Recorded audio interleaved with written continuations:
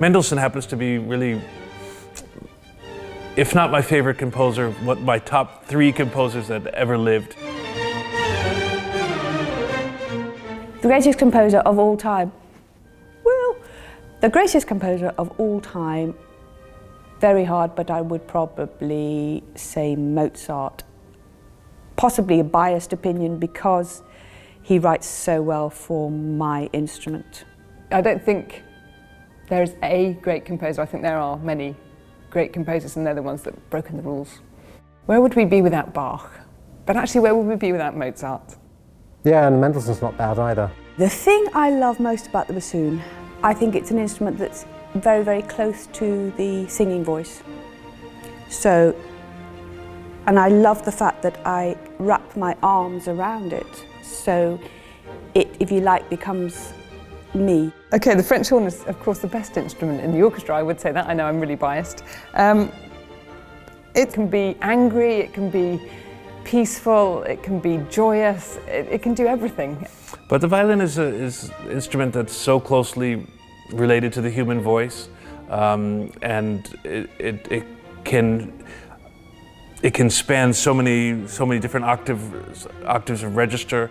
It can sing like the voice, and it can do so many things. I think it's just a very versatile instrument. And this violin is actually quite special. It's a Stradivarius made in 1713, which I've had for 22 years. So I feel very lucky that my parents gave me a violin when I was 4 years old. The cello, it's a bit like a violin, but of course it's better because it's bigger and more cuddly, and it's got a more mellow, deep sound. Why do I think the Academy is unique? I think the fact that we don't have a conductor makes it very special. It's a special orchestra, small orchestra, that plays with me directing from the chair, from the concertmaster chair. It's so wonderful when we meet our audiences and hear what they're taking from it. And one of the things that they always talk about when they hear the Academy of St Martin in the Fields is the connection, the communication, the joy, the sort of sharedness of what we're doing. This is repertoire that we've done many times before and we know and we love. My favourite piece on this tour to listen to, probably the Figaro Overture, because the opera, the Might of Figaro, is probably my favourite, one of my favourite pieces.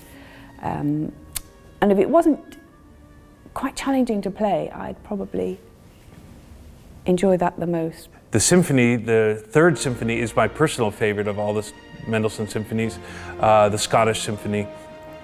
Not just because I'm half Scottish on my dad's side, but it's Mendelssohn at his best. It has a dark quality to it. I think there's something so joyous about the Italian Symphony, Mendelssohn's Italian Symphony. He wrote it, and I was reading actually a few days ago some of the letters that he wrote home when he was actually in Italy and just seeing everything and being so excited. And he said, this is a joyous piece of music. And then Joshua is playing the Mendelssohn Violin Concerto, and every time he plays that, I think, oh, well, it couldn't be better. He's plays it so compellingly. I don't think I've ever worked with anyone who is as committed as him. He is an unbelievable amount of energy that he gives, and that's very exciting for us. You can't imagine a more iconic building to play in, really. I remember when I was a kid, I remember when it was when the Opera House opened, and the photos were in the newspaper all around the world. It's an iconic building, and being absolutely find it just extraordinary. I think I first came here in 1999, perhaps, and there's no better view from a dressing room than at the Sydney Opera House.